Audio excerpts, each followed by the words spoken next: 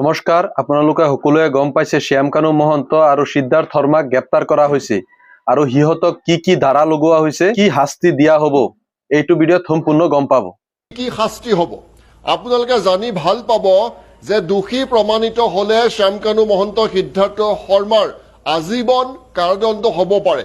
এই মুহূৰ্তত কি ধাৰা লগোৱা হৈছে আপোনালোকে গম পাইছে, কিন্তু সেই ধাৰাসমূহত কি শাস্তিৰ বিধান আছে, কেনেধৰণৰ তেওঁলোকৰ বিৰুদ্ধে অভিযোগ অনা হৈছে সেই সম্পৰ্কে কেতবোৰ তথ্য আমাৰ হাতত আহি পৰিছে। প্ৰথমতে তেওঁলোকৰ বিৰুদ্ধে BNSৰ 105, 1061, 62(2), 316, 3365, 337, 338, BNSৰ 339, 3402, 3411, 3421 এনে কেতবোৰ ধাৰা তেওঁলোকৰ বিৰুদ্ধে অনা হৈছে।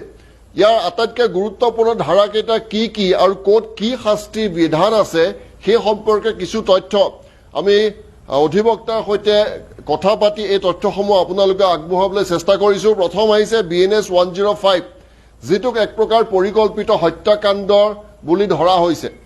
জুবিন গাৰ্গক পৰিকল্পনা কৰি বা ষড়যন্ত্ৰমূলকভাৱে তেওঁক হত্যা কৰা হৈছে, সেই গুৰুতৰ অপৰাধ তাত সন্নিৱিষ্ট কৰা হৈছে।